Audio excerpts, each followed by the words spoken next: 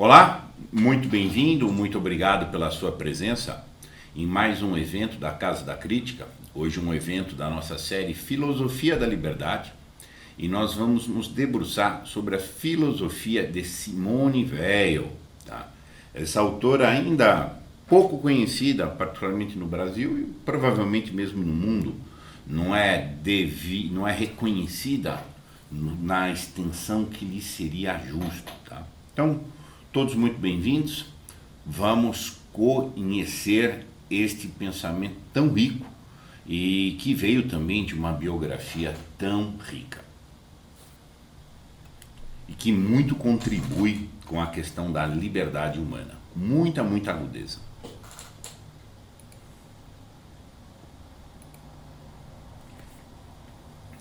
Simone Adolphine Weil nasceu em Paris em 1909, morreu em Ashford, que é Inglaterra, em 1943. Vemos aí que viveu atravessou 2 guerras mundiais e morreu muito precocemente, morreu aos 34 anos, parcos 34 anos. Né? E em 34 anos, como foi denso o legado que ela deixou. Muito denso. Uma questão muito séria, e por isso é tão relevante estudar a biografia da Simone Weil, é porque ela é um caso muito raro, de muita coesão entre o que ela propõe intelectualmente e como ela viveu. E isso, inclusive, é muito relacionado ao aspecto da consideração da filosofia dela. É uma filosofia que tem uma grande importância na dramaticidade humana. Tá? Ela teve uma vida dramática, tá? E uma filosofia esplendorosa. Muito inteligente essa autora. Tá? E assusta saber que uma moça de 34 anos deixou um legado de tal tamanho.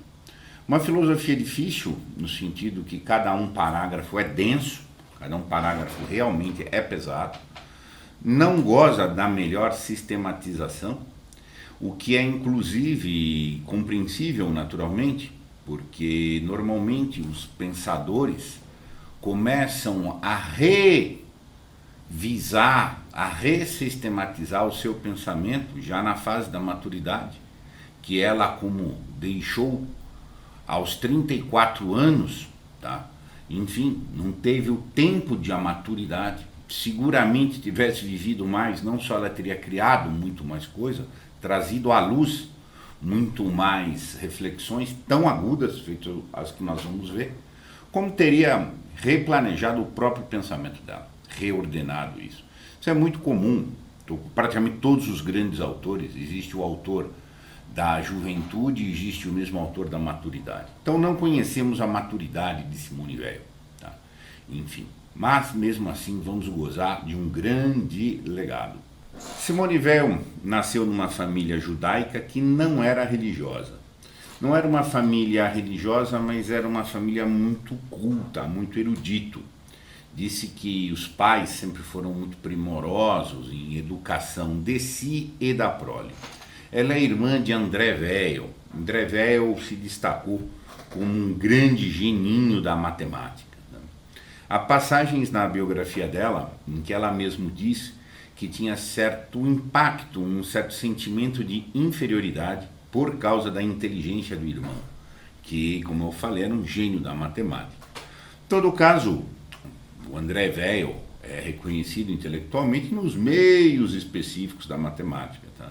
Mas Simone Weil o transcendeu em bastante, tá? E ao menos para um grande público filosófico e etc. Ela teve uma formação acadêmica bem precoce em filosofia na Sorbonne, tá? Foi contemporânea de Simone de Beauvoir. Tem uma discussão se ela foi a primeira a se formar em filosofia lá, ou se foi a segunda, ou foi qual Simone se formou primeiro em filosofia, de Beauvoir ou a Weil. Elas se conheceram e não se entrosaram, não do ponto de vista pessoal, mas de concepções, de abordagens e etc. Tá? as abordagens filosóficas não convergem uma da outra. Tá? Ela foi também catedrática de filosofia. Né? E uma questão muito séria, muito relevante, muito destacada, extremamente importante para as reflexões dela, extremamente importante para a coesão biográfica dela, foi que ela trabalhou como operária fabril metalúrgica na Renault e também foi camponesa. Isso é muito sério, porque ela largou posições acadêmicas, aí instituições prestigiadas, e foi trabalhar como operária. Ela precisava compreender a perspectiva de vida do operário. O tema do trabalho é muito sério para Simone Weil. Feito que nós vamos ver, é bastante razoável afirmar que ela tem uma filosofia do trabalho. Né? Tanto que essa é uma grande proposta dela, que o trabalho seja um centro espiritual, tá? Uma atividade central na espiritualidade humana. Então ela trabalhou como operária, há mais de ano, em condições muito duras. É dito que ela tinha uma condição de saúde muito frágil, mas mesmo assim ela foi levada, aguentou as fadigas do trabalho, seja fabril, seja como camponesa. Tá? Houve um período em que ela também teve seus problemas de perseguição e, enfim, de origem judaica na França, ocupada pelos nazistas. Ela morreu em 43. Ela não viu o desastre da Segunda Guerra Mundial. Em várias obras dela, escritas durante a guerra, ela faz conjecturas como será se a França ganhar, se a Alemanha ganhar. Então ela teve conjuntura, viveu essa fase difícil, tá? E por um período ela teve que ficar mais ou menos preservada num campo em que ela teve muita interlocução com um intelectual que, enfim, a propósito, geria aquele campo, e a quem ela legou, inclusive, uma obra para ser publicada, e essa obra foi publicada, inclusive, póstumamente. Esse intelectual teve muitas interlocuções e colóquios com ela, e deu bastante dados também para a biografia dela. Então, uma pessoa que, a despeito de intelectual, uma geninha, tá? Também trabalhou no esquema pesado da vida bruta. Tá? Esses trabalhos dela foram por opção absolutamente voluntária, de experimentar essa dimensão da vida, inclusive refletir sobre ela. Né? Ela era uma ativista muito intensa também em termos políticos, mas ela não era partidária. Isso é uma questão muito séria de compreensão. Ela foi combatente na Guerra Civil Espanhola, pelo lado dos republicanos contra o Franco, e ela se acidentou lá, inclusive, se queimou, disse que pôs o pé num óleo quente, uma coisa assim, e também integrou a resistência francesa a partir de Londres. Tinha ela, inclusive, um plano de ingressar na França como paraquedista para participar dos combates pela resistência, mas morreu antes disso. A despeito de todos esses movimentos, essa situação de ser combatente militar, trabalhar no campo, trabalhar na fábrica, era uma pessoa de uma saúde debilitada e fazia esforços muito grandes com não comer. Ela não aceitava comer mais do que fosse a ração que os soldados do fronte recebessem. E isso debilitou a saúde dela e ela faleceu. Tá? Faleceu aos parcos 34 anos de idade. Era estudiosa de várias religiões, inclusive nas obras delas fazem muita referência a muita religião, cristianismo, judaísmo, livro dos mortos do Egito, Upanishads, os hindus, budismo e etc. Há muita referência a questões de várias religiões. Ela tem um destaque muito grande à mística cristã. Tá? Ela tem uma grande valorização à mística do cristianismo, tá? Em que ela verifica como, a despeito dela falar de várias religiões, ela dá um destaque como ver um reconhecimento de mais lucidez, de A crença dela é na certeza cristã mística. Então eu vou deixar um pouco claro para frente. Tá? E ela teve experiências místicas próprias também. Consta que ela teve uma experiência em Portugal que tem cunho místico, etc. As principais influências intelectuais dela foram Platão, acima de tudo, mas manifestamente uma platonista, assim, na veia. Inclusive, lendo a Simone Weil, parece que estamos lendo a República de Platão. Exatamente. Parece muito que lemos a República de Platão. Tá? E foi particularmente muito importante, tá? A minha releitura da República de Platão recentemente. Eu li a República de Platão, que eu acho que é o livro mais importante que eu já li. Eu li a primeira vez aos 30 anos e gostei muito, tal, aquela coisa, mas aos 50 eu reli. E aí, aos 50, acho que eu entendi. É uma obra que me marca muito e que muito frequentemente eu me recordo da República de Platão, por vários aspectos, uma obra que me inspirou muito. Estou me preparando para fazer um trabalho sobre a República de Platão aqui para a Casa da Crítica. E foi muito importante, porque parece, de certa maneira, que o pensamento da Simone Weil é pegar a República de Platão e incrementar muito. Tá? São João da Cruz também é um autor muito relevante para ela. Há uma passagem, inclusive, em que ela diz que Platão e São João da Cruz foram os que descreveram melhor os mecanismos da ordem metafísica a que se pode chegar. Plutarco foi também um autor de bastante relevância para ela. Tem cartas que ela trocava com o editor, etc., em que ela mesmo fala dos insights que ela obteve a partir de ler Plutarco, de onde ela tirou essa abordagem comparativista. Plutarco tinha uma abordagem de comparativismo de personalidades no mundo antigo, etc. E a dramaturgia clássica também. Ela faz muita referência às peças de teatro antigo, muita referência. Inclusive eu pretendo futuramente voltar a estudar Simone Weil, mas não antes de eu aprofundar bem nas peças da dramaturgia que ela se refere. Para ela, a Ilíada, enfim, outros do teatro grego, teatro latino e etc. Tá? O teatro latino ela salva alguns, incluindo o Plauto, ela salva alguns do teatro francês mais moderno, etc. Mas da cultura latina, ela não, como um todo, ela não abona, não. Ela tem críticas muito duras a Aristóteles. Tá? Vira e mexe, ela dá alfinetada dura no pensamento de Aristóteles. Tá? A despeito de que em vários particulares o pensamento dela se assemelha em vários pontos ao aristotelismo. Mas eu acho que há demais de críticas aí intelectuais que ela tem. Ela fala que Aristóteles se limitou muito a um domínio verbal e não ultrapassou para níveis simbólicos, como fez Platão e etc. Daí que isso era uma limitação intelectual a que Aristóteles se pôs. Ela tinha algum rancorzinho ali dele pela situação de Aristóteles ter sido tutor e preceptor de Alexandre, sem nunca ter se retratado por isso.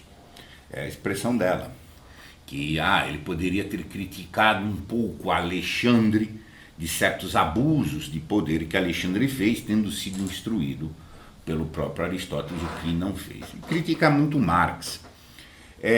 Muitas vezes se pensa que ela é marxista, porque ela fala muito de Marx. Ela usa e acolhe vários aspectos de Marx. Tá?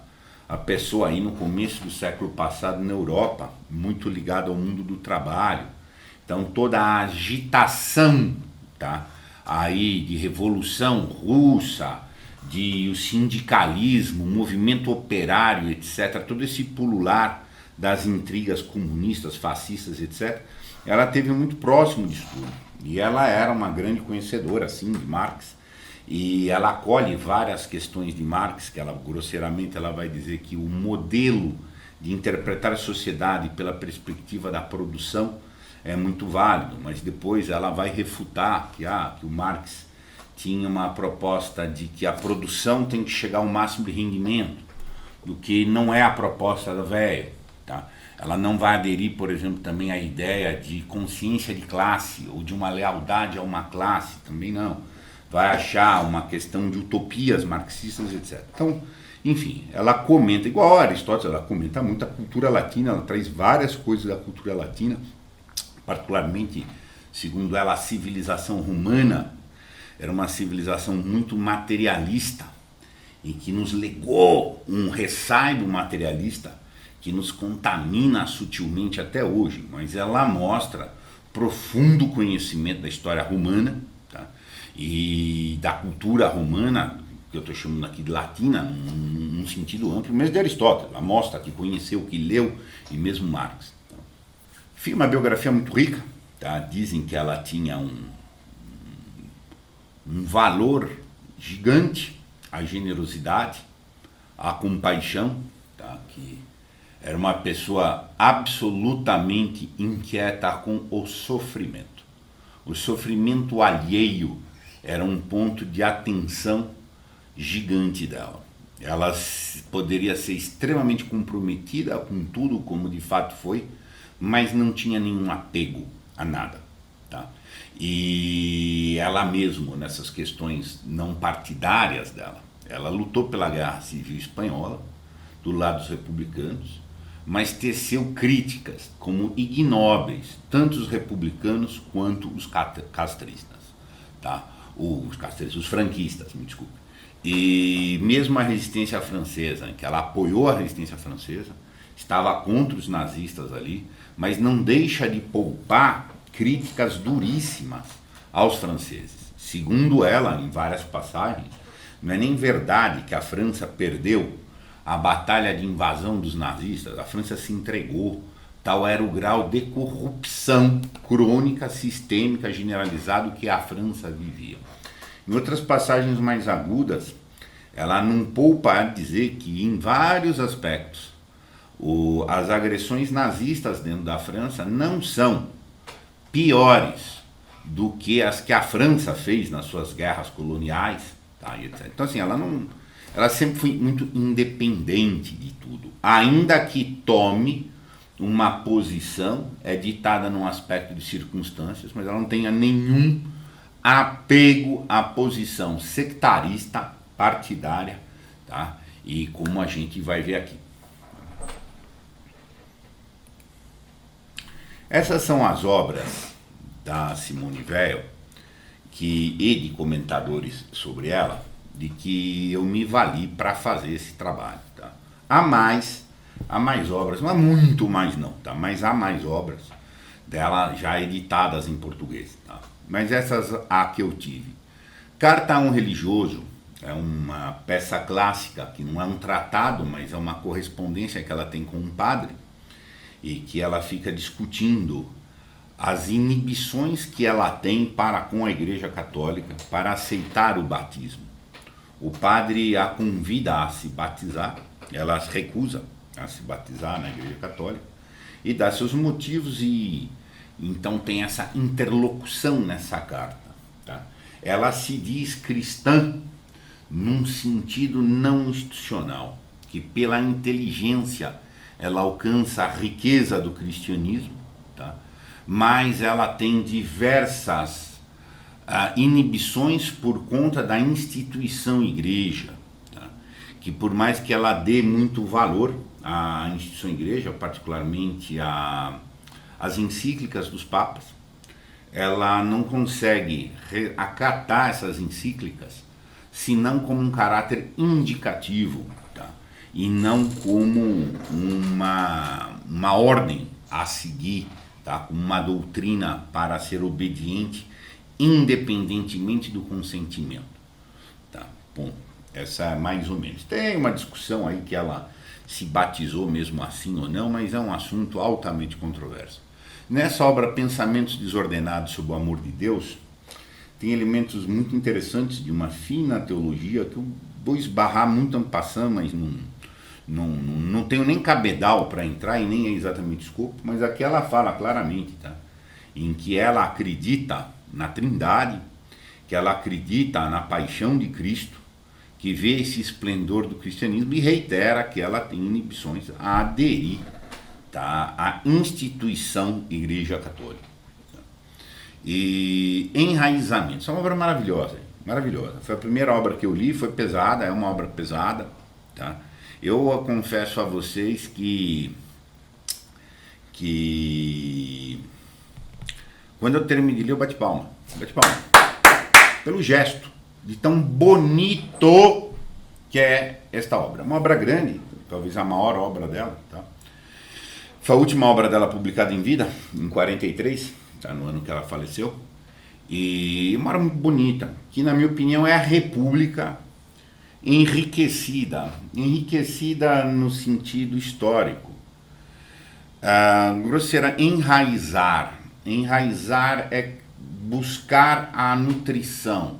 Essa nutrição é para a saúde do corpo e da alma, para ter condições de melhor receber a energia de viver bem, vital, livremente, tá? E muito bonita a obra, muito lúcida. Não quer dizer que eu concordei com tudo, evidentemente, mas respeitei tudo que eu vi ali. E ela tem muitos paralelos com a República.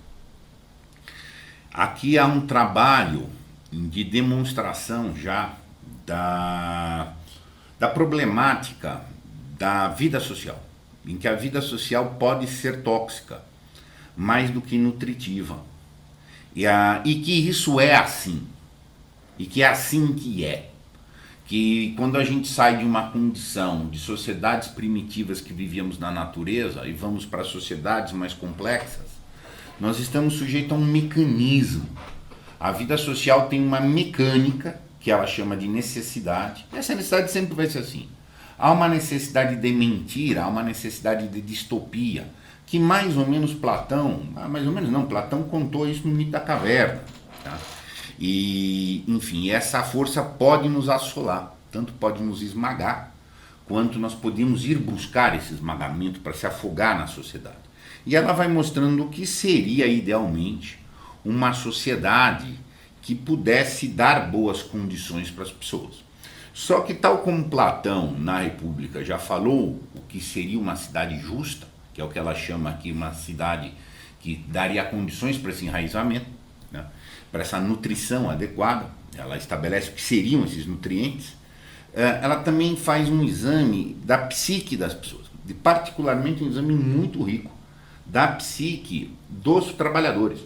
Então, é muito rico, é comovente em grande parte da obra ver a psique, como pensa a perspectiva do proletário, seja ele fabril, seja ele camponês. Aqui tem também um conteúdo gigante sobre a temática do patriotismo. Em que limite o patriotismo é um bem, em que limite ele é um bem degenerado. Há um limite a priori, há um limite razoável que eu devo ter um dever patriótico, mas ele está longe de ser absoluto, tá? E tem algumas discussões também sobre a cegueira do poder. Uma obra maravilhosa, pelo tamanho, pela importância, eu digitei à mão, tá? E, enfim, deu mais trabalho do que eu pensava. Cada um parágrafo é digno de parar, pensar, refletir, etc. Espetacular obra, como eu disse, bati palmas. Sobre o conceito de leitura, espetáculo também, um espetáculo, espetacular obra. Como vocês sabem, eu tenho a série aqui, Analfabetismo Funcional, e olha, eu estou muito envolvido com a questão da natureza da leitura em todos os âmbitos.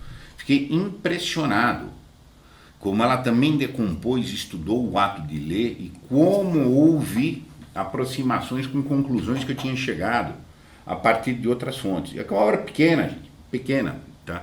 Tipo, sei lá, 7, 8, é mais um paper, tá? 7, 8 páginas só, mas ela faz um estudo sobre o que é a significação e significar a própria significação, que é maravilhoso como compreensão da inteligência humana. Pois uma obra muito curtinha e muito interessante, mas politicamente incorretíssima, que é a obra Pela Supressão dos Partidos Políticos. Como ela era, inclusive, tinha uma ojeriza a todo tipo de sectarismo, ela também se ojeriza ao partido político, que ela propõe que uma vida social saudável não deve ter partido político. O partido político é um mal absoluto, segundo ela. É uma forma de pequenas ditaduras. Um partido no poder, todos os outros na cadeia. Essa é o sonho de todo partido político, segundo ela. Todo partido político é uma dissimulação democrática, porque todos têm a pretensão totalitária sobre os demais, e a primeira ditadura que eles fazem é sobre os seus membros. Há uma ditadura de quem entra num partido político, que vai ingressar num ambiente sectarista, enfim, muito duro, tá? E como um controle das consciências.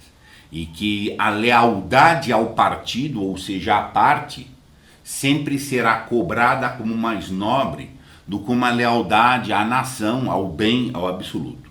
Ela vai demonstrar aqui, e ecoando, que a sociedade, e particularmente partidos políticos, mas não apenas, tem um esquema de fabricar paixões coletivas e fazer uma substituição do relativo pelo absoluto. É uma obra maravilhosa para o combate ao pensamento sectarista. Tá? No cabo dessa apresentação, eu planejei de fazer uma leitura de um trecho como grande final dessa apresentação. Depois aqui tem uma obra, Reflexões sobre a opressão e a liberdade, as causas da opressão e da liberdade. Uma obra muito bacana também, em que vai separar o que é uma obediência consentida do que é um servilismo. E também ela vai reiterar o problema de que uma vida social, ela se torna uma certa animalidade bestial de uma luta de um poder pelo poder. O poder de um opressor sobre um X conjunto de oprimidos não decorre só desta relação, mas decorre de uma relação entre eles e de uma relação de rivalidade entre opressores. Isso pode se dar em todos os níveis. Então o dono do feudo tem um problema dele lá com o vassalo, mas ele não pode afrouxar o vassalo porque tem outro dono de feudo aqui do lado fazendo rivalidades. Então ela vai mostrar que é um meio que é um poder, é uma luta de todos contra todos. Tá? Ela reavança uma ideia entre guerras de extermínio, que eram fases mais primitivas, das sociedades mais primitivas, para as guerras de dominação, em que tudo é meio uma dominação. Tá? E, enfim, obra muito lúcida para a compreensão entre a ambiguidade em afirmar liberdade e afirmar o poder. Tá? Depois uma obra espetacular, O Peso e a Graça, uma obra que essa obra foi publicada póstumamente, ela deixou esse material aí com uma pessoa que deu andamento, que é aquele camarada lá da fazenda, do campo em que ela trabalhou, tá? E em que tem considerações de cunho um pouco mais teológico. Eu vou esbarrar em alguns aspectos da teologia dela, mas nem tenho cabedal para sustentá-la, no sentido de bem elucidá-la, mas eu vou deixar ao cabo um sussurro de aonde pode ir. Depois 3 obras, tá? Que não são dela, mas são de brasileiros comentando sobre elas. Exercício de atenção, Simone Weil, leitora dos gregos, tá? Do professor Fernando Rey Puente, tá? Que ele faz um apanhado interessantíssimo. Eu peguei algumas coisas da obra dele sobre a Simone, tá? Muito, muito interessante. Ele dá uma sistematizada, porque ela é uma autora assistemática, como eu falei para vocês. Então ajuda essa sistematizada deles. Depois a Cleide Justina dos Santos também tem uma obra de certa apresentação do pensamento da Simone Weil, e eu achei uma dissertação de mestrado, tá? Muito interessante também, muito, muito interessante.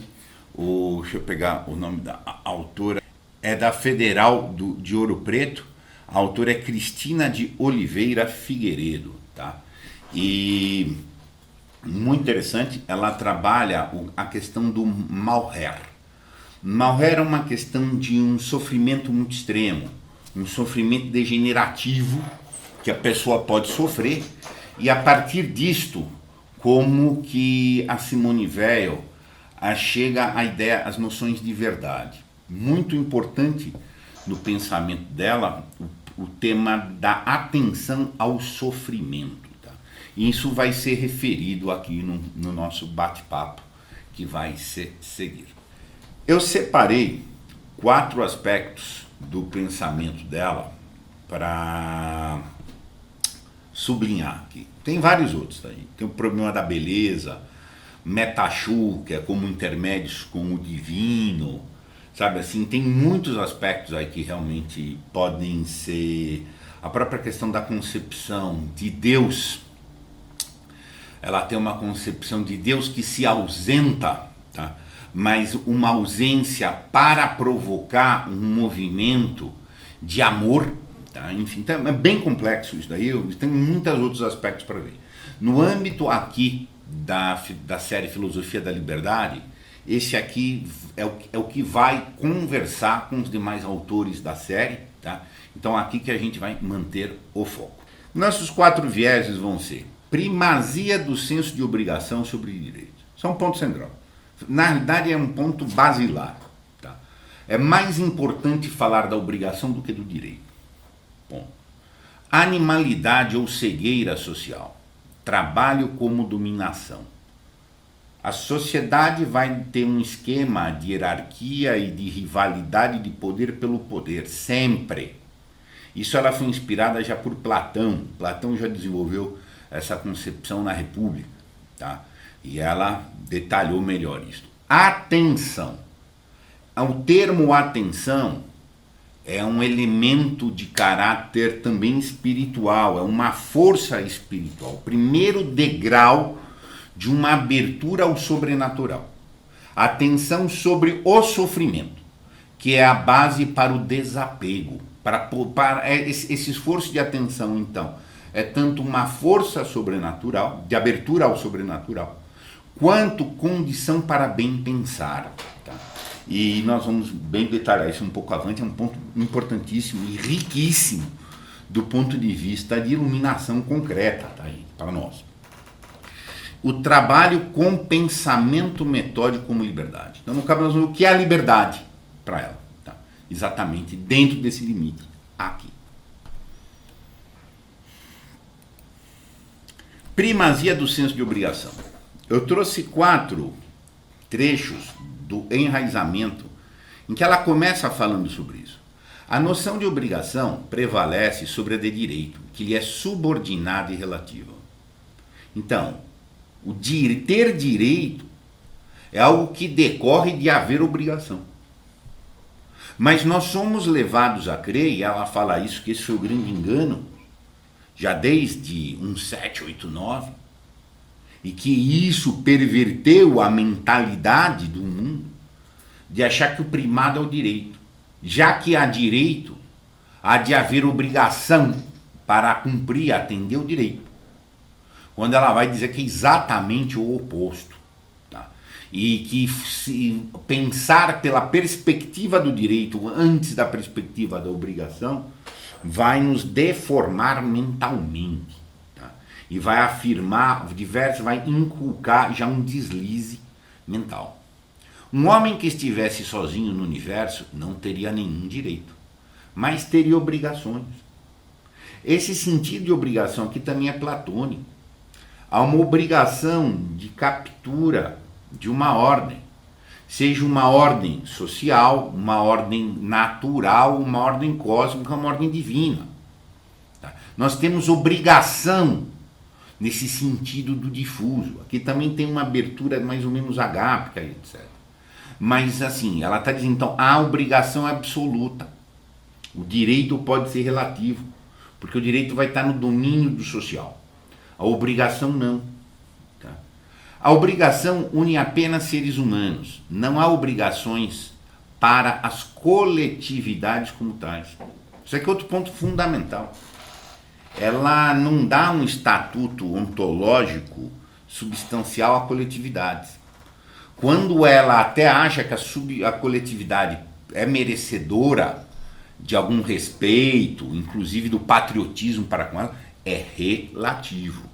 Mas de per si, a coletividade é uma abstração ou até uma ilusão. Tá? E é interessante que aquela é muito parecida com o Gasset, tá? Muito parecido nesse ponto aqui.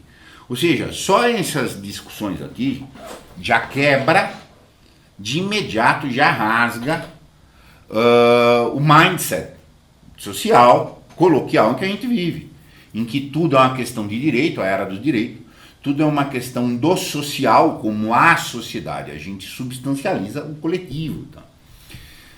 E há uma obrigação com relação a todo o ser humano, pelo simples fato de que é humano.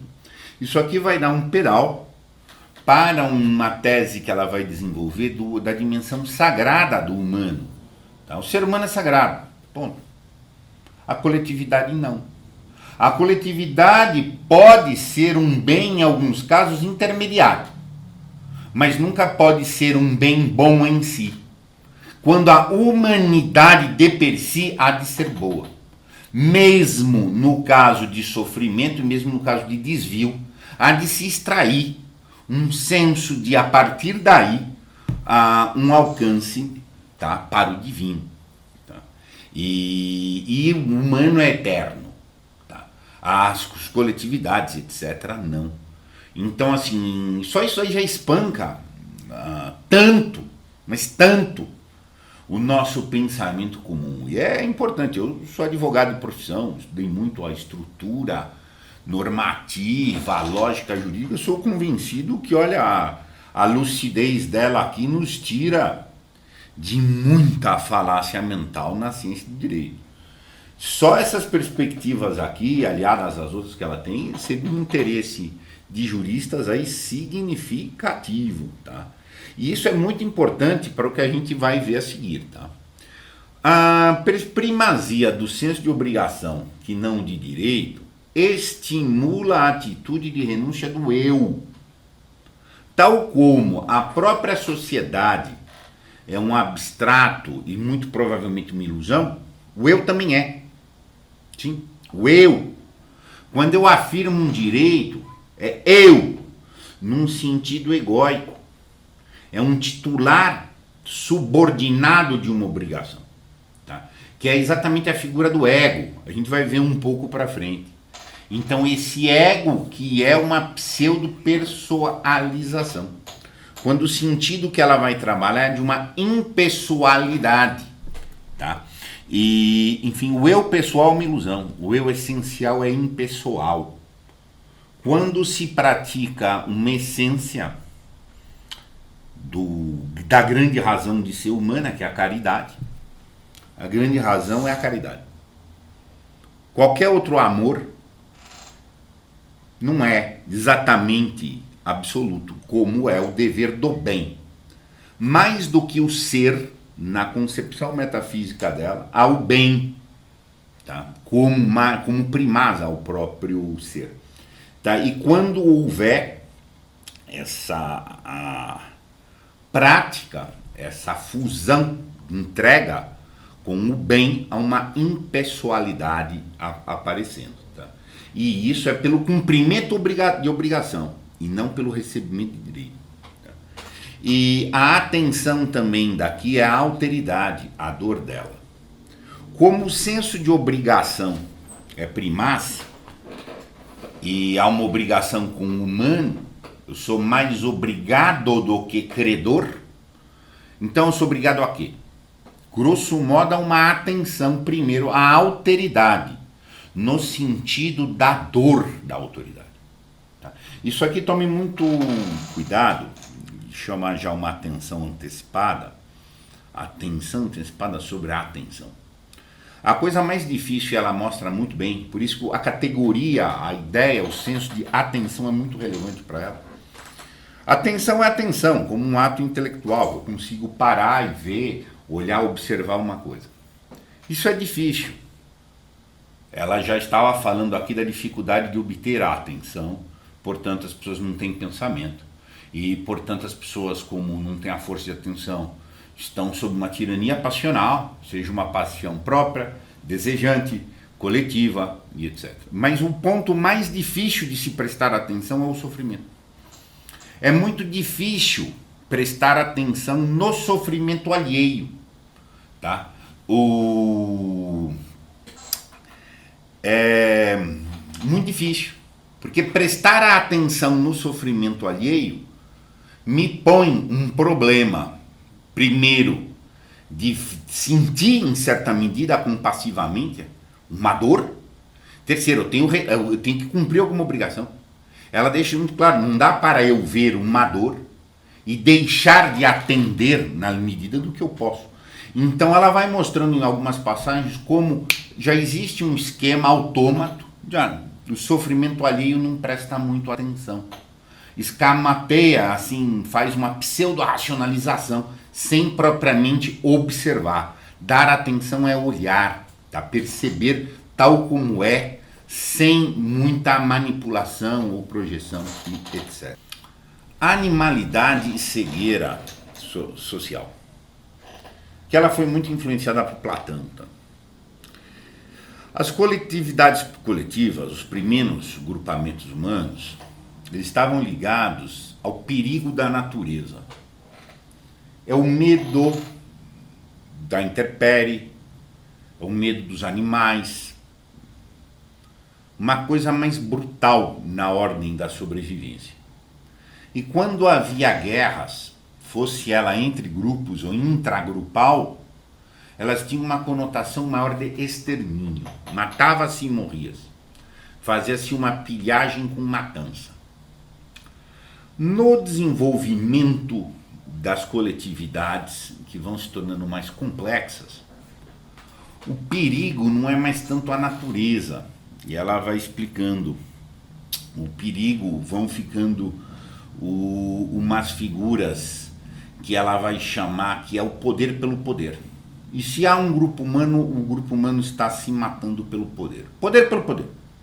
Eu tenho que ter poder porque eu quero. Mas mesmo que eu não quisesse, eu tenho que ter, senão o outro tem e ele que me manda. Onde a relação humana sai de um extermínio para a dominação. Ela vai fazer muita consideração aqui que particularmente a cultura romana tinha essa característica de maneira maior, de usar um esquema de dominação, tá?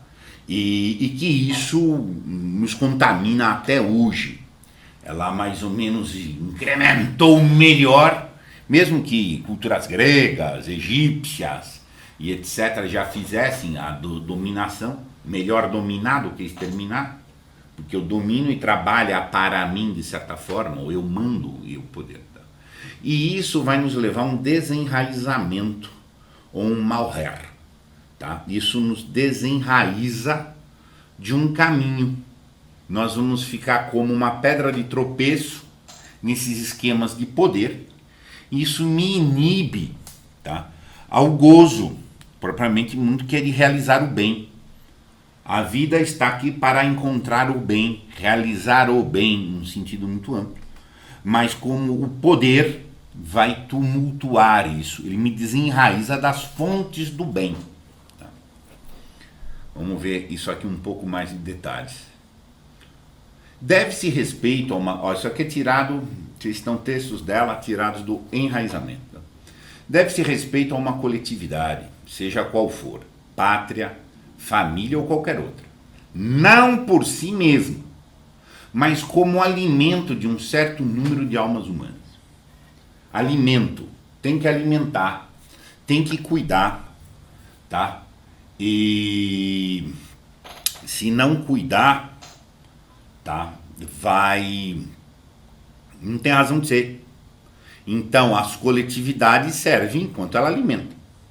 Isso não quer dizer que a coletividade esteja acima do ser humano. Isso é muito importante, um ponto fundamental.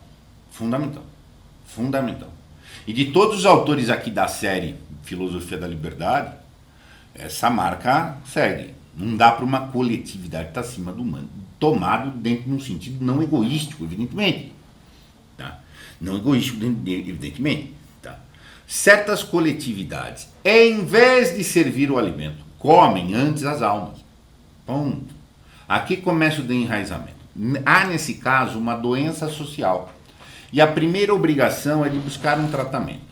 Então, se a sociedade tem um problema, a coletividade tem um problema, tem que cuidar, tratá-la. Em determinadas circunstâncias, pode ser necessário inspirar-se em método cirúrgico. Acaba com aquela sociedade, com aquela coletividade, não serve? Não alimentar. E ali é muito sério na filosofia dela, em muitas passagens, tá? O risco da subversão entre meios e fins. Tá? Então, o poder faz isso. E essa questão da coletividade comer a alma, ao invés de nutrir a alma, não só os corpos, tá? A gente já vai ver o sentido aqui de alma e corpo. Tá? E, enfim, então é um valor respeitável à coletividade ao limite relativo e tanto quanto ela nutra. Ponto. Não é exatamente esta a sociedade em que vivemos hoje? Ataque às almas? Um autor denominou o mundo atual como uma sociedade autista. Ela vai dizer isso mais do que isso. É sempre assim, guardadas as proporções. Por quê? Porque Platão já falou que era assim. A sociedade pode melhor nutrir, subnutrir ou intoxicar as almas. Mas é muito difícil que uma sociedade seja efetivamente nutritiva. Ponto. Tá? E isso é uma constante, que é o que ela vai chamar de... Às vezes ela chama isso de necessidade, às vezes ela chama isso de força. Numa doutrina cristã, nós vamos chamar de mundo, no sentido de mundano. O mundo é escasso, o mundo é mesquinho, o mundo é um princípio de escassez, não distributiva, tá? Não abundante. Tá? Por isso a ideia de vencer o mundo, isso é muito próximo desse tipo de sentido, tá? Como uma constante. As coletividades são o elo aqui não é uma frase direta dela, tá? Eu que estou parafraseando. As coletividades são o elo intergeracional, material, cultural, intelectual e espiritual. Intergeracional. É por ela que nós recebemos o passado e comunicamos e preparamos o futuro em termos de gerações. Nesse sentido que vem também a questão da alma. Aqui tem um sentido já de cultura, num sentido amplo. Cultura de como melhor viver, é o cuidado material, técnico, cultural no sentido amplo, intelectual, espiritual, assim. Por aqui que o fio da humanidade se comunica, tá?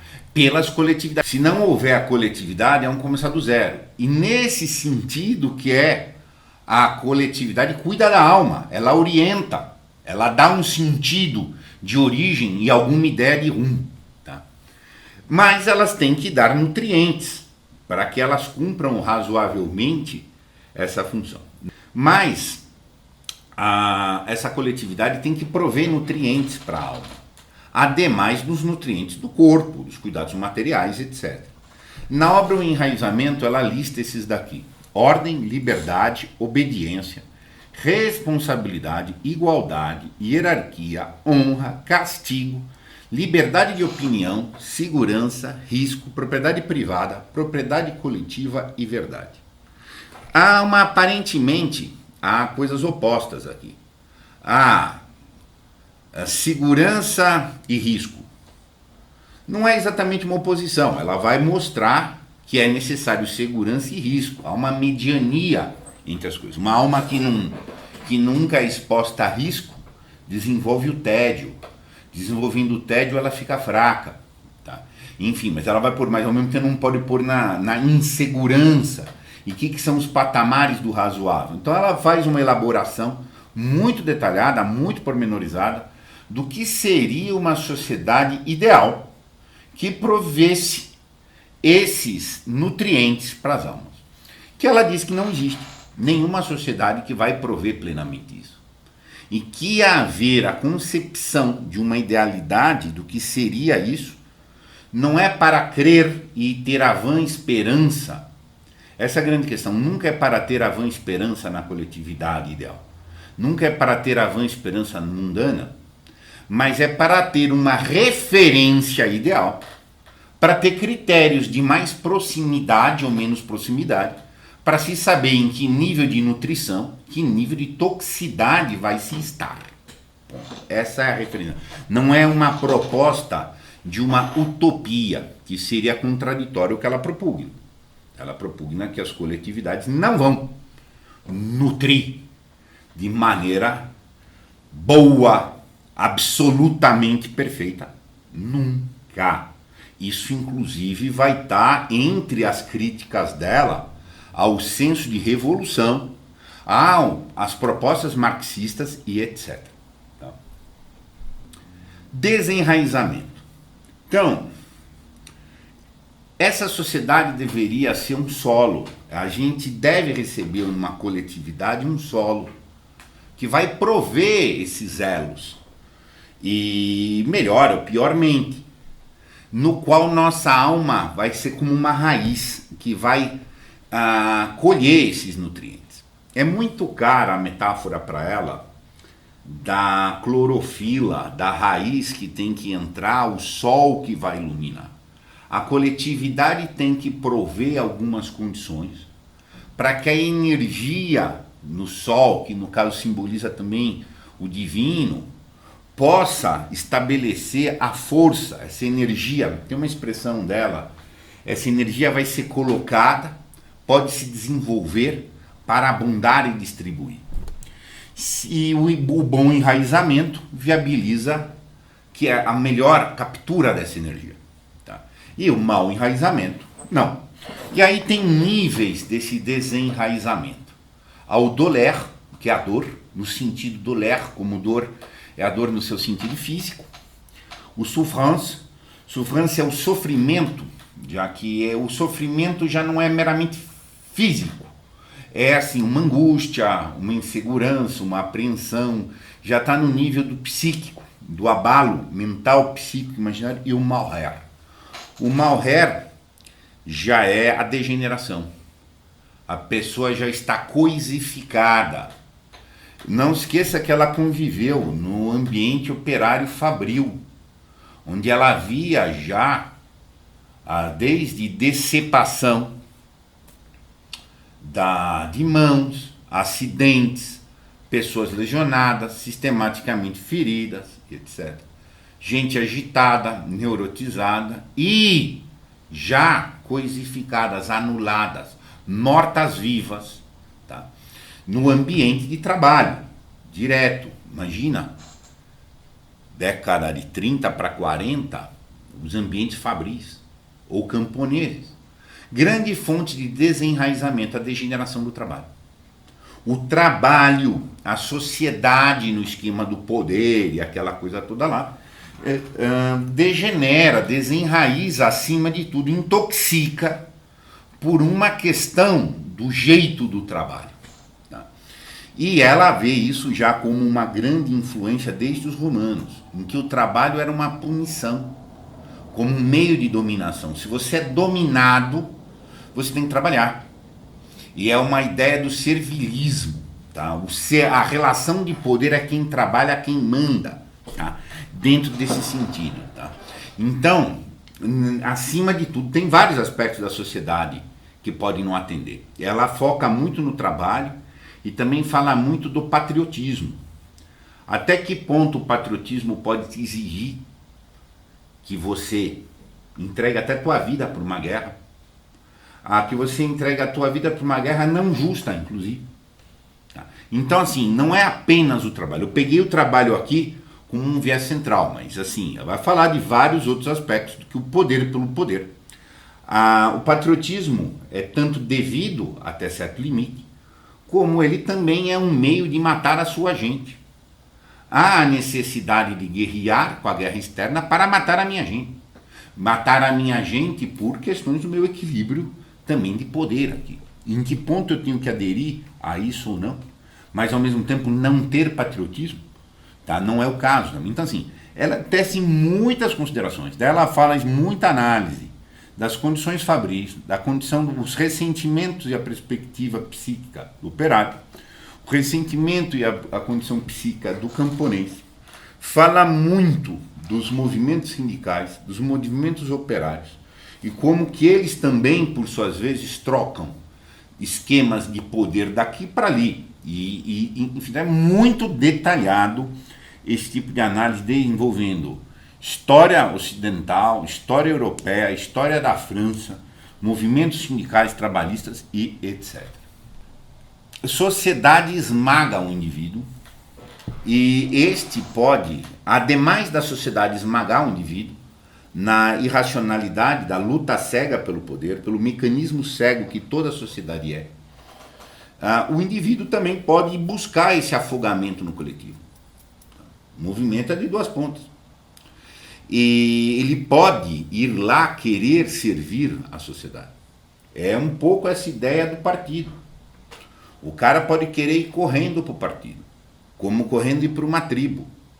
Para me entregar, eu entrego a alma para o partido. Não é nem para uma coletividade maior.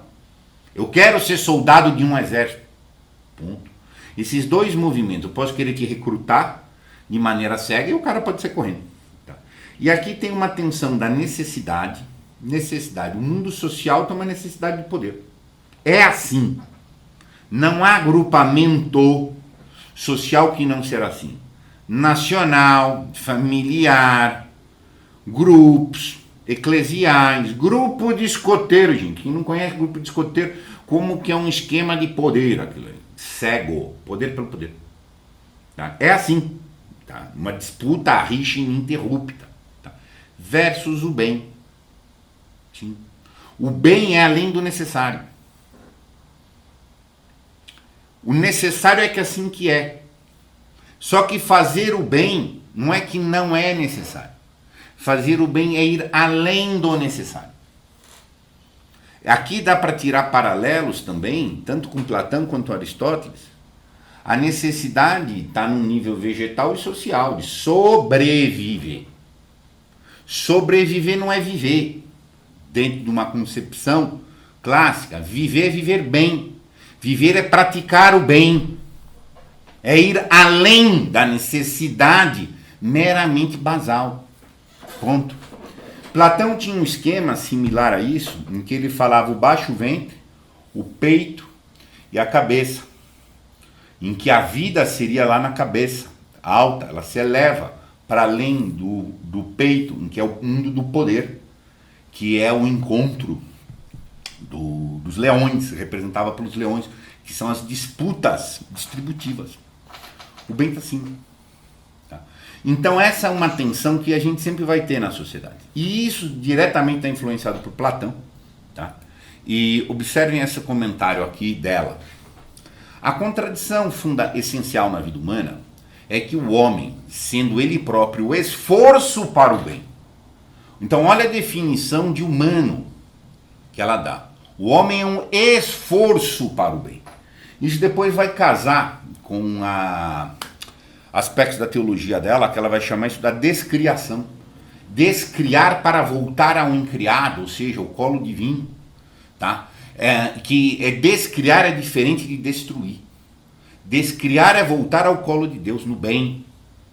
E destruir é ir ao nada. Tá? É sair da ordem do ser plenamente. Tá?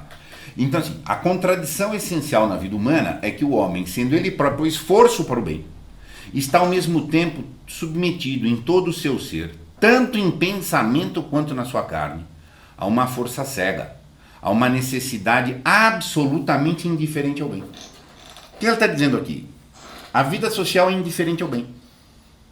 Por mais que ela diga que quer o bem, ela fala, por mais que toda e qualquer facção política fale que busca o bem, ela está buscando o poder pelo poder.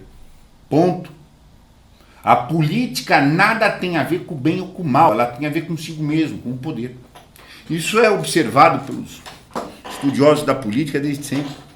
Seja dentro da política, nas nações, institucionais, ou na coisa pequena. É assim. É por isso que nenhum pensamento humano pode escapar à contradição. Aqui tem um comentário. Nenhum pensamento escapa à contradição. Naturalmente, nós temos uma tendência a tudo pensar de maneira consequencialista, de maneira situacional, de maneira politizada, onde ela detalha mais pela supressão dos partidos políticos. Você fala um assunto qualquer. Como eu sou socialista, eu devo achar isso. Como eu sou liberal, eu devo aquilo. Como eu sou cristão do grupo tal, eu acredito nisso. Como eu vejo isso, eu nem acredito, eu vejo isso. É assim. Como eu sou, sei lá, da religião tal, como eu sou. Por quê? Porque naturalmente crianças já sabem fazer política. Tá? Então, assim, o nosso próprio pensamento é contaminado por uma contradição, tá? Assim, e que para quebrar isso tem que fazer esse esforço de atenção que ela está sugerindo, tá? Mas, enfim, então nós temos nosso corpo sujeito, nós estamos no social, tá? E no pensamento e no corpo, reagindo a isso, tá? Há uma inclinação, uma inércia muito forte em nós. Longe de ser sempre um critério de erro, a contradição é por vezes um sinal de verdade. Platão sabia. Pronto, ela mesmo está dizendo que a fonte é platônica. E segundo o Rei Fuentes, isso veio do capítulo 6 da República, no qual há uma passagem que Sócrates fala que a sociedade é como um animal. Então nós vivemos perto de um animal. Ora, esse animal tem que ser agradado para ele não nos molestar. Ora, eu tenho que acuar o animal para ele também molestar. Então é uma regra de sobrevivência. Nós temos padrões de sobrevivência social. O perigo, e isso estava alertado lá, de tratar a sociedade como um animal de paixões irracionais, tá? E esse é o grande perigo da prática política, é o grande perigo dos partidos políticos, que são fábricas de ilusões e de paixões irracionais. Vai dizer, o poder é uma irracionalidade, porque o eu também é. O eu, nesse sentido egóico, é uma afirmação distributiva de poder. E o que acontece? Então, nesse sentido,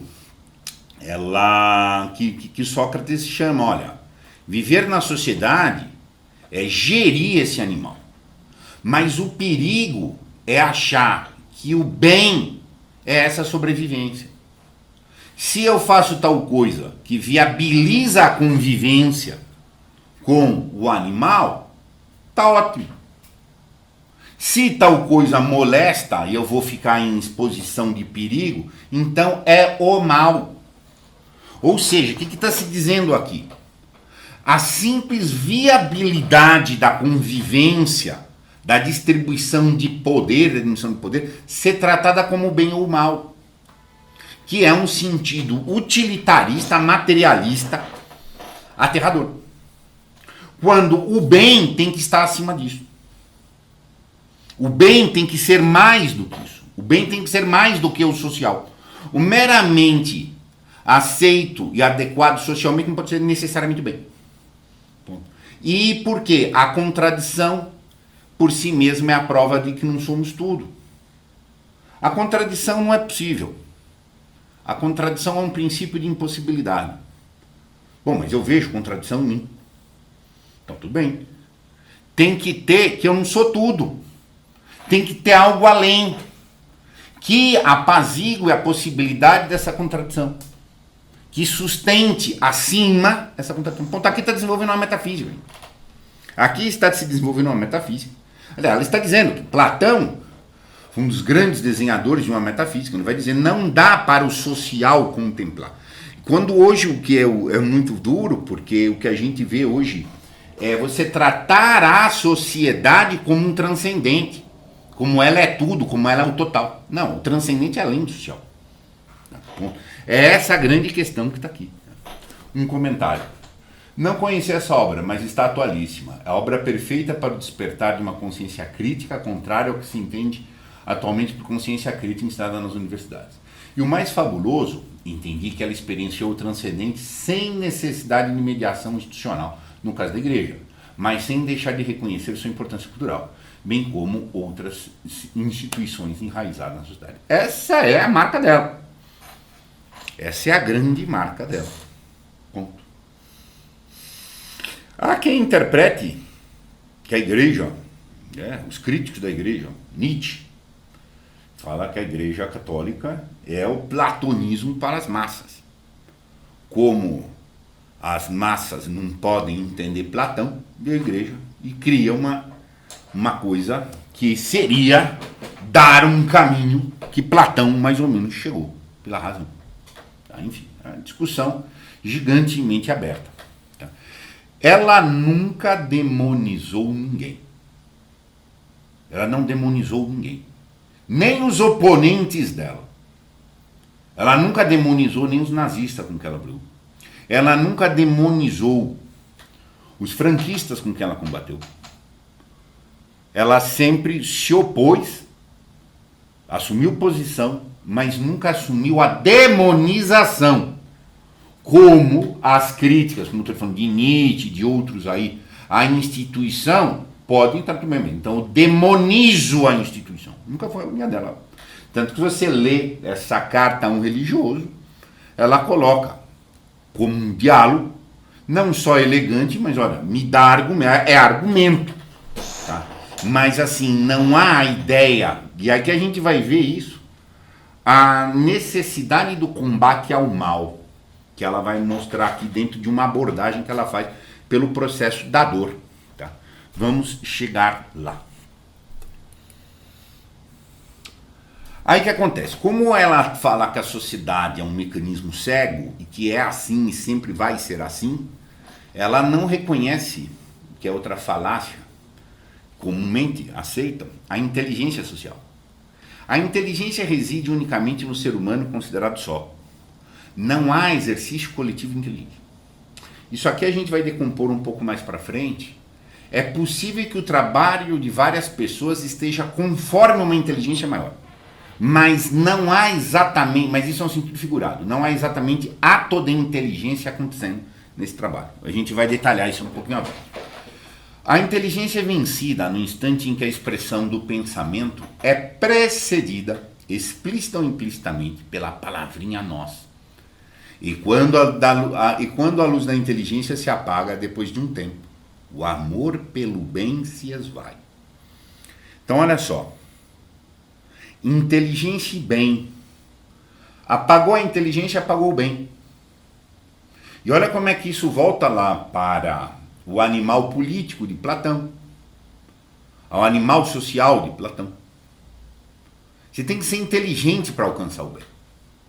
A simples intuição de sobrevivência, uma criança tem intuição de sobrevivência, que com esse aqui é enfesadinho, leva desse jeito, com aquele bajula assim, que faz isso, etc.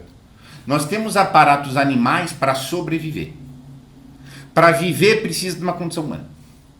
Que viver é orientar ao bem. Orientar o bem é mais do que sobreviver. Para sobreviver os aparatos animais dão. Então assim, só que esse processo é individual. Esse desenvolvimento dessa inteligência, como esse desenvolvimento da percepção do bem, essa entrega para o bem, é um ato do indivíduo, que no limite vai ser o ato de amar. Tá. Então o que acontece? Eu não posso ter uma sociedade que ama, no sentido enquanto um conjunto que ama e nem que pensa. Eu quem tenho que pensar, eu que tenho que amar. E se eu deixar de pensar, eu vou sair. Vou deixar de amar o bem e vou cair nesse automatismo social, para usar a expressão que é o que o Fromm usa. Automaticamente a gente cai no automatismo. Ponto. E aí vai levando no esquema de ação, reação, reflexo, tá? Comportamento e não de atitude. Tá? Isso é muito sério, porque olha só, nossa definição é esforço para o bem. Para o esforço para o bem eu tenho que pensar. A atenção, que é essa categoria tão relevante para ela. Ser pensante durante 1 hora ou 2 e escravizado no resto do dia é um despedaçamento tão excruciante que é quase impossível não renunciar para escapar-lhe às formas mais elevadas do pensamento. Isto aqui foi a experiência dela. Ela narra que quando ela trabalhou na fábrica, ela tinha que ser submetida a tais esforços, a tais fadigas, que mesmo no tempo que ela tinha livre, ela perdeu a capacidade de pensar. O trabalho fabril desenraizado dentro daquele ambiente roubou dela a possibilidade, ou boa parte da possibilidade de pensar, mesmo no tempo livre. Porque ela tivesse cansada, e o cansaço aqui se transforma em dor, o esforço de atenção, mas quando vai se pensando, vai se percebendo, isso ela explora em algumas passagens, vai se percebendo a miséria da dimensão não pensante. E isso é excruciante, Fitala diz. Então há uma inibição e vai ter uma inércia para deixar de pensar. Por quê? Porque aí tem que olhar para o sofrimento. Então, se você tem uma dimensão muito grande de sofrimento, que rouba teu tempo, mas esse tempo você está livre, naturalmente você tenta tirar a atenção do sofrimento.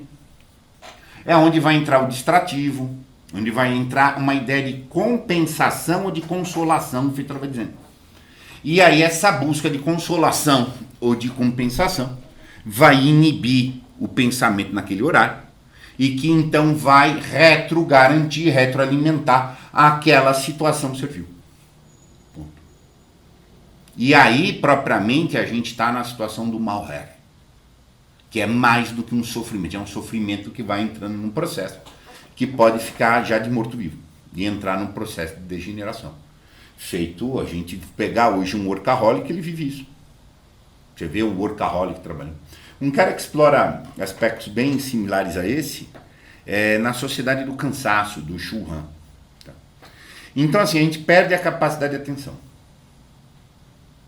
E a gente está vendo isso socialmente direto, tem uma capacidade de atenção. Tá? E aí, esse processo vai afundando. Aqui é uma frase de paráfrase que eu fiz, tá? A atenção é olhar. Olhar detidamente começa por uma atenção que vai chegar num nível de contemplação. Mas vamos ficar no patamar da atenção aqui. Tem que olhar o Malher. Sendo que na medida que a gente vai sendo humilhado, fadigado, maltratado, etc., a nossa tendência é não olhar para nada e muito menos para o Malher. Só que nós temos que justamente olhar para o Malher. É necessário olhar exatamente para ele. Começando, inclusive, com os outros. Para chegar, porque assim, a atenção realista ao Malher, sem projeções e ilusões de consolo. Ah, uma história triste. Naturalmente a gente tem uma consolação. Para o outro ou para nós. É, mas é porque você merecia. Não, mas é porque não sei o quê. Que é a pseudo-racionalização. Há uma ideia imediata diante de uma história ruim, de algo triste, de algo de desenraizamento, dá uma justificativa. Pseudo-racionalidade. Por quê? Porque ameniza. Porque dá atenção em si é dolorido também. Tá? Mas tem que olhar esse Malher, sem iludir-se, porque ele vai exibir o vazio. E este vazio precisa ser aceito. E o movimento que ela está falando lá em cima é que naturalmente é um acanhamento reativo para não ver o vazio. Para que este vazio seja preenchido com desapego de si e impessoalidade, com pensamento e ação. Eu tenho que reconhecer o vazio, tá? Preciso reconhecê-lo, tá? Para desapegar. O que normalmente o camarada faz quando ele se persegue vazio? Ele se apega. Ele tem um apego. O caso do workaholic é manifesto, gente.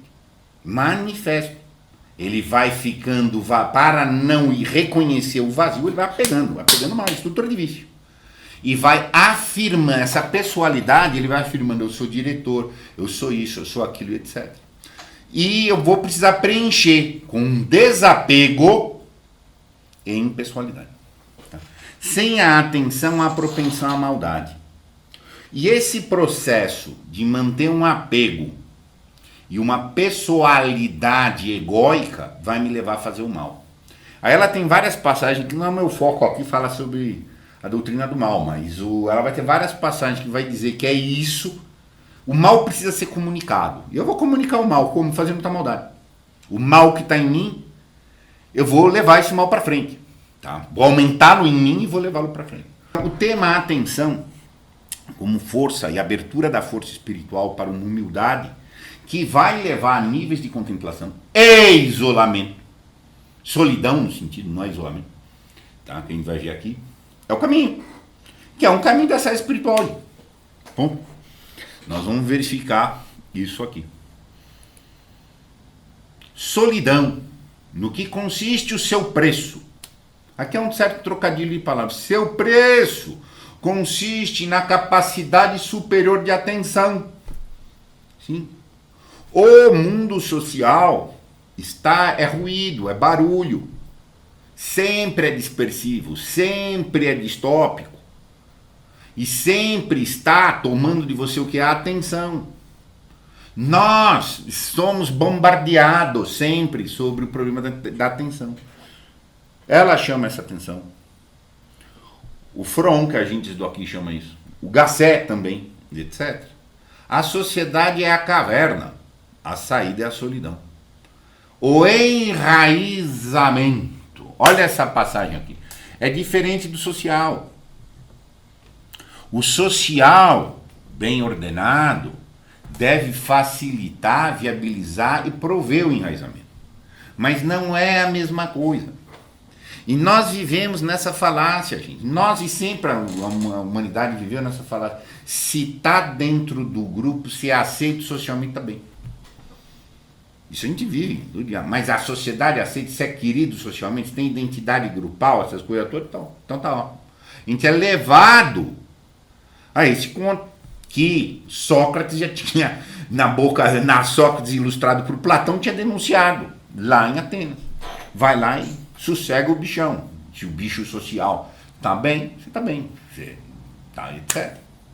Então assim, esse é o grande esquema, que a gente tem que sair disso com um esforço de atenção, olhando para a dor, para o sofrimento. Porque é exatamente a sociedade da dispersão, do entretenimento, do espetáculo, quer nos tirar a atenção. E ficamos desenraizados, caímos em mau reto. Vamos lá. E a concepção de liberdade, então, nisso? A autêntica liberdade, esse é o texto dela, tá?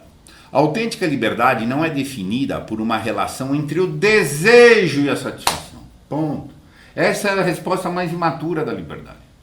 A liberdade é conseguir o que eu quero. Eu desejo, eu realizo o desejo. Não, isso não é realidade. Isso pode difundir muita tristeza. Mas por uma relação entre o pensamento e a ação. Você tem que pensar algo, e eu vou decompor um pouco à frente o que é o pensamento para ela. E depois realizar isso. Isso aqui é aristotélico também. Pensamento é a virtude intelectual. Eu tenho que ter lucidez sobre algum estado, sobre alguma circunstância e sobre alguma meta que eu ponho. E a ação é a virtude moral. Eu tenho que ter força de ser fiel ao que eu vi, de ser fiel ao que eu concebi, de ser fiel ao que eu creio, ao que eu vejo. É o equilíbrio entre virtude moral e virtude intelectual. Então, e ela vai aqui, eu peguei um trecho, tá? Ela vai dizer, tem que ter a relação entre o pensamento e a ação. Mas as pessoas já não conseguem nem pensar. Mas as pessoas não conseguem nem a primeira etapa do pensamento, que é a atenção. Entendeu? Então aí você vai vendo o grau de Malher, que as pessoas já entraram. Num estado de Malher, ele já está morrendo. Entendeu? Seria totalmente livre o homem cujas ações procedessem todas de um juízo preliminar concernente ao objetivo a que ele se propõe, ao encadeamento dos meios prováveis para realizar esse objetivo. Meios prováveis, prudência, razoabilidade, equilíbrio, ponderação e força para executar. Ainda que ela critique muito Aristóteles, só que Aristóteles na veia, tá? Só que é vontade. Vontade lúcida é concebida, idealmente, e realizada com força de fidelidade a si. Então essa é a concepção de liberdade. Vamos explorar, e essa concepção de liberdade é viável no âmbito social e particularmente no mundo do trabalho. Vamos ver a solução que ela dá, tá, para isso daí. Trabalho, e aí vem uma questão.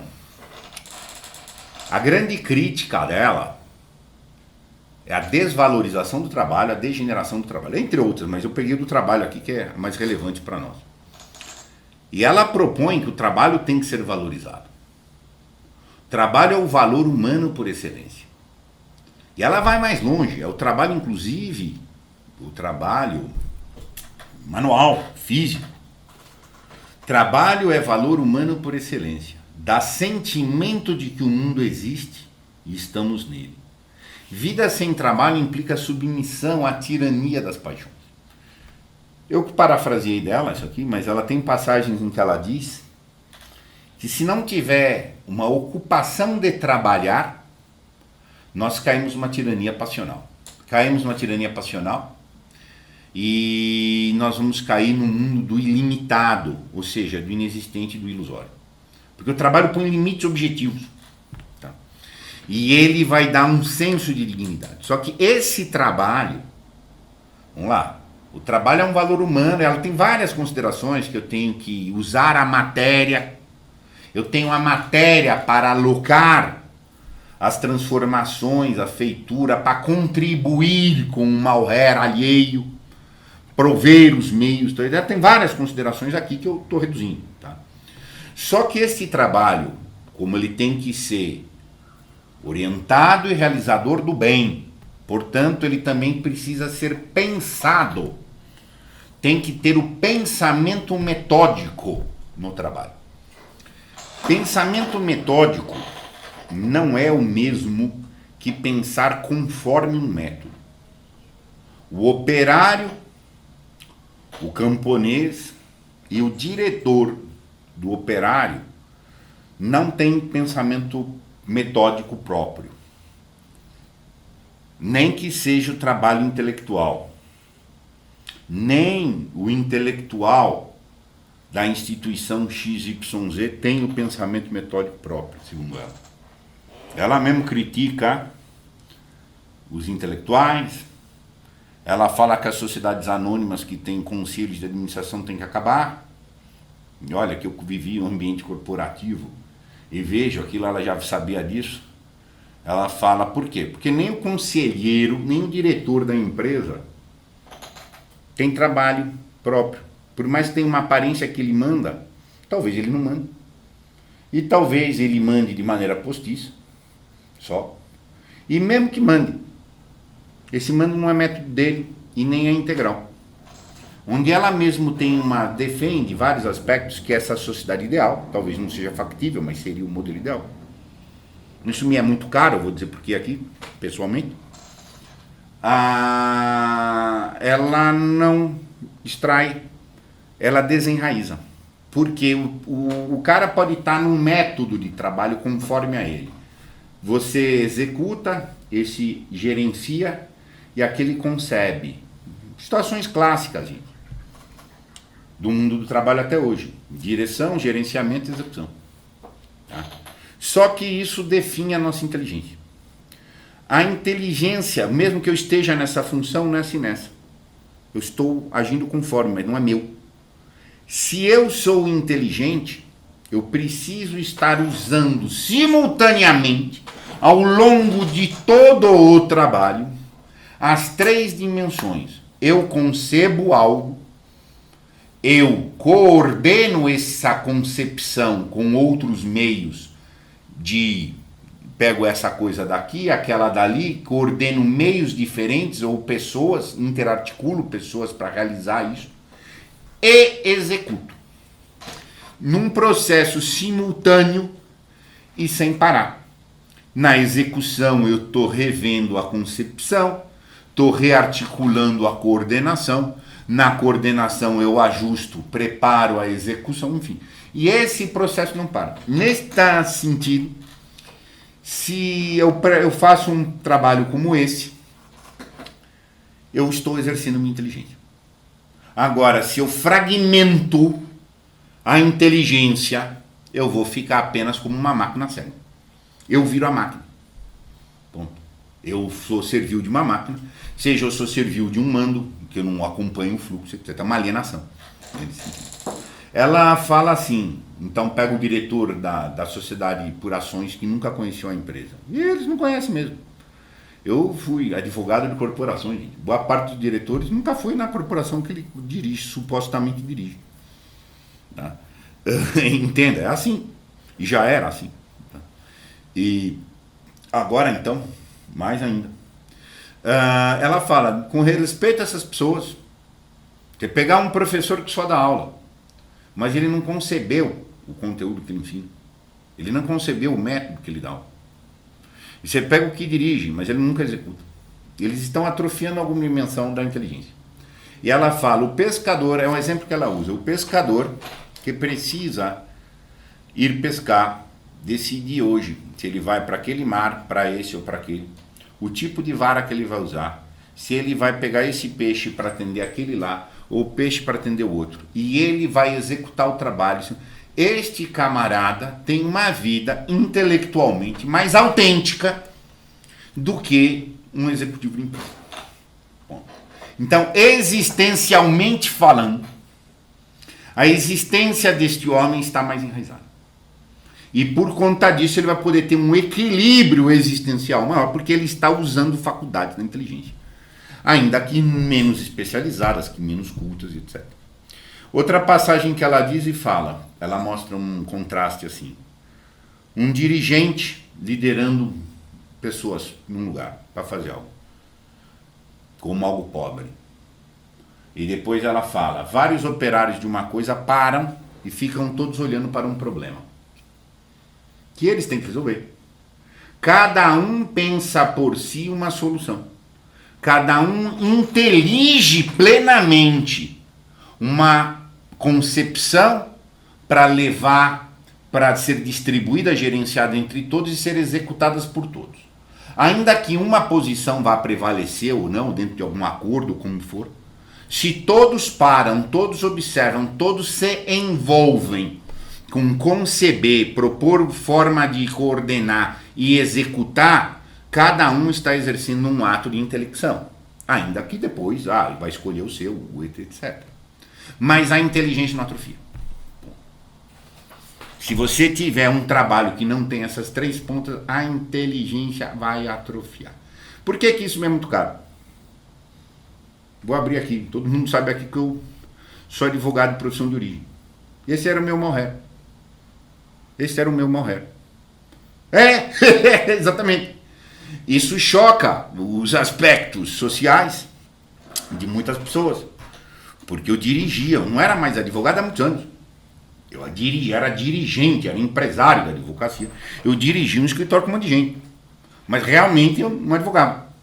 Eu era só diretor, não era mais nem gestor, não era nem cuidava da coordenação, só cuidava de algumas concepções muito baixo valor agregado num certo sentido.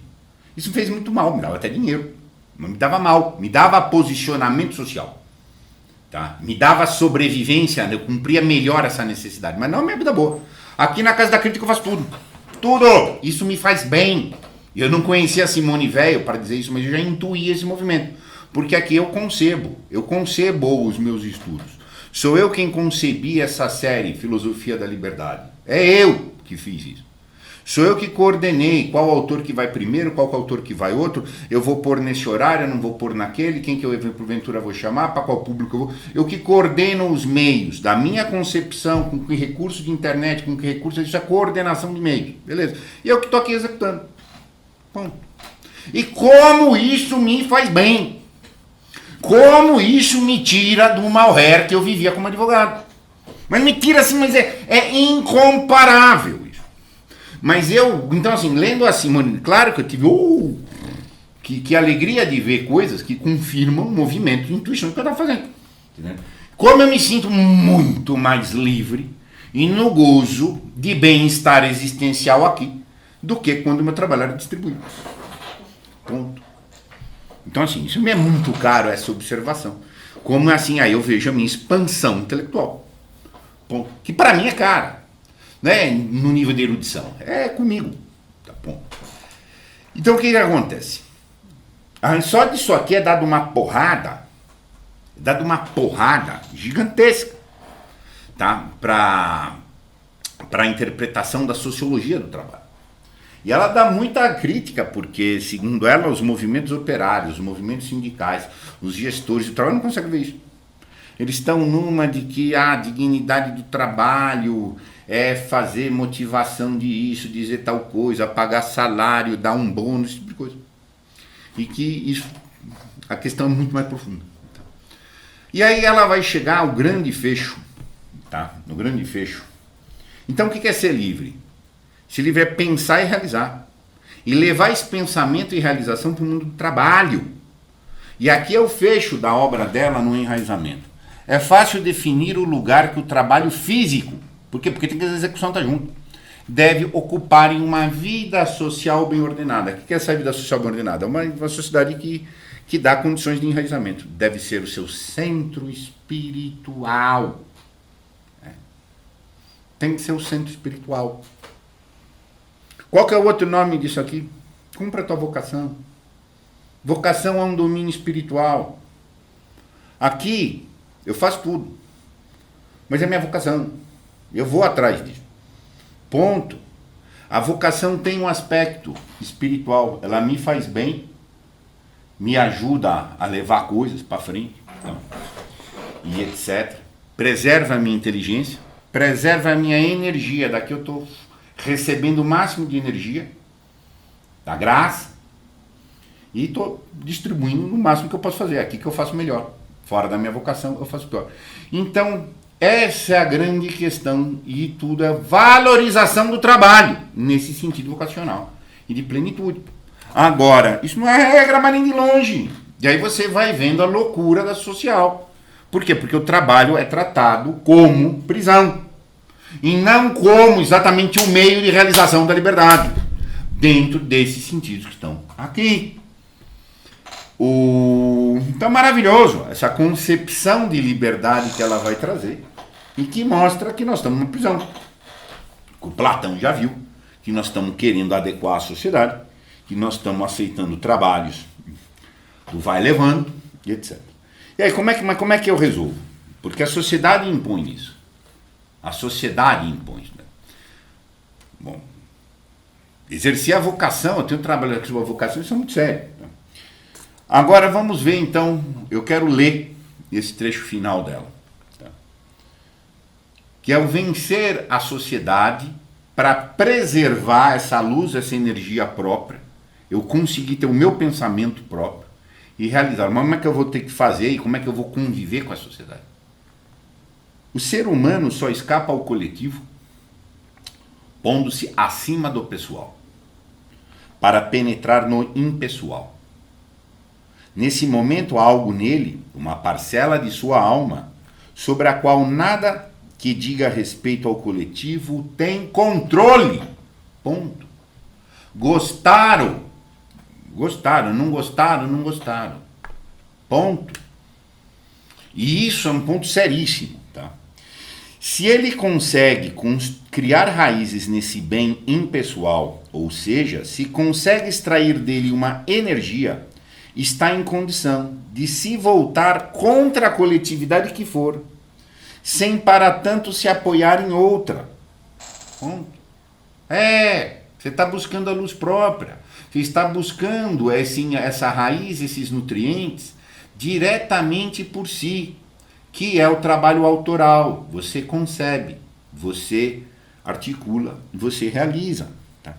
Há ocasiões, aliás, uma coletividade é muito mais forte do que um homem sozinho, mas toda coletividade precisa de operações, das quais só se concretizam em um espírito que se encontra em estado de solidão. Como eu vejo isso, gente? Como eu vejo isso? Pessoas que me pedem coisas, isso, aquilo que eu posso prover, porque eu me recolhi. Porque se eu tivesse num conjunto, eu não tinha solução para dar. E assim, esses solitários, aqui o Hermann Hesse vai chamar do lobo solitário depois, e etc. Tá? Cada um dos que adentraram o domínio do impessoal encontra ali uma responsabilidade para com todos os seres humanos. Você continua obrigado a ajudar a sociedade, ainda que você se ponha acima dela, segundo ela. Tá? A de proteger neles não a pessoa, mas tudo o que ela abrange em se tratando de possibilidades de passagem para o impessoal. Você não deve, se você sair, você mata a sua pessoalidade, que é o ego, mas você vai agradar outros egos, de gironga nenhuma. Mas você tem que ajudar esse crescimento, esse desenvolvimento, que outros deixem o ego. É a esses que se deve direcionar primeiro o chamado ao respeito ao caráter sagrado dos seres humanos. Então, quando você vê potenciais humanos que você pode preservar, resgatar, você ajuda, apoia.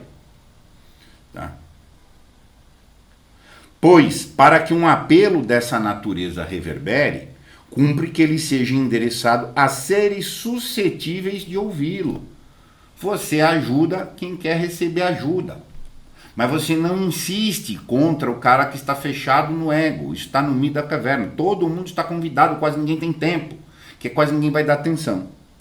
É inútil explicar a uma coletividade que em cada uma de suas unidades há alguma coisa que ela não deve violar.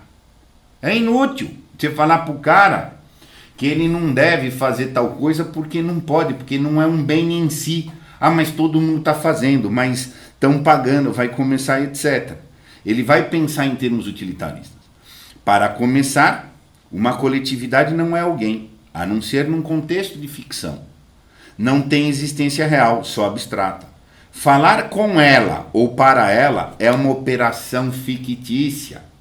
Então você poderá falar com algumas almas, apoiar algumas almas, mas não com a sociedade. Então, olha a sabedoria. Em segundo lugar, se ela fosse alguém, seria um ente disposto a respeitar apenas a si próprio e a mais ninguém. Fazer política. Você vai falar de amor para quem está aberto ao amor. Você vai falar de educação para quem está aberto à educação. Agora, se o cara está aberto a um ego, o cara me pergunta, para que eu vou estudar na casa da crítica se não está pagando, se isso não vai me resolver no emprego, se eu não vou ter o diploma, enfim, eu continuo fazendo. A porta está aberta, quase ninguém tem tempo. E ponto, mas você tem que entender que esse é o limite. Você cumpre a obrigação. Há muitos anos atrás, eu recebi um conselho espiritual de uma pessoa muito séria, uma pessoa que eu levo muito sério no ambiente religioso que eu frequentava na época. Você não pode ajudar todo mundo, mas você ajuda. Não pode. Quem quer. Então, não joga o jogo. O que você não pode é jogar o jogo da sociedade. Então, constrói teu jardim. Segue a vida. Simone Weil, pensamento dela. Viver e conviver é uma arte. Viver e deixar viver é o que ela está dizendo. Você não necessariamente precisa conviver. Viva e deixe viver. E que deixem você viver também. Maravilhoso. Ela está dizendo o seguinte, você não pode salvar todo mundo. Quase ninguém tem tempo, as pessoas não têm condição de dar atenção, que é o tempo. Agora, você continua obrigado a dar amor. Agora, você vai dar amor, que é a passagem. Não joga suas pérolas para os porcos. Tá? Mas dê pérola para quem vai usar a pérola. Nutra quem vai receber. Misericórdia material, misericórdia espiritual, etc. Tá? Mas não espere da sociedade que ela não vai dar. E olhe para o sofrimento. Se você não olhar para o sofrimento, você não tem força para fazer isso. Essa é a grande coisa. Você tem que... Há outras filosofias relacionadas ao sofrimento. Tá? O Viktor Frankl, o Louis Lavelle, etc. Você tem que aceitar, você tem que encarar o sofrimento. E até porque esse processo de recolhimento que ela propugna, tá? Ele vem, num primeiro momento, com dor, tá entendendo? Ponto. Mas essa dor vai ser maturada, e etc. Ela era uma pessoa sozinha, totalmente sozinha. Se comprometeu e não se apegou a nada. Ser comprometido sem apego. É isso que está dizendo, Simone. Comentários, tem muito para falar dela, tá? O problema da beleza, a questão da energia que vem da graça, o problema da descriação e da destruição, compaixão. Mas, primeiro que eu não tenho cabedal para seguir. Tá? E, enfim, vai ficar... Ano que vem eu vou voltar para ela. Tá? E aí eu quero aprofundar outros aspectos dela. A solução é dedicar tempo para o sofrimento e não usar seus membros. Exatamente isso. A distração é a fuga do sofrimento. Olha só a questão do sofrimento aí. Olha que um vacilinho. É a cruz, gente. É a cruz. Modelo cristão é lembrar. A cruz é para lembrar o sofrimento. Sofrimento como uma condição essencial da vida. Aqui tem que entrar numa teologia mais fina dela. Só vou fazer um comentário aqui, até porque eu não tenho o melhor domínio não, tá? Deus cria e se ausenta da criatura. A criatura pode buscar a volta a Deus, que é descriar-se, descriar-se rumo ao incriado que é Deus. Pelo bem. A outra opção é rumar à destruição. Destruição não é o caminho de voltar a Deus, é ir para o nada. Esse ir para o nada não passa pelo bem, porque não busca a travessia do sofrimento, o reconhecimento do sofrimento. E a rigor é a paixão de Cristo. Tá bom. Essa é a teologia dela. Deus cria, ausenta-se justamente para que nessa ausência você o ame via amando os outros, apagando-se, desapegando-se dessa ilusão. Essa mais ou menos é o cerne da teologia que vai estar por trás, mas assim, eu vou voltar para ela com esse verso ano que vem só.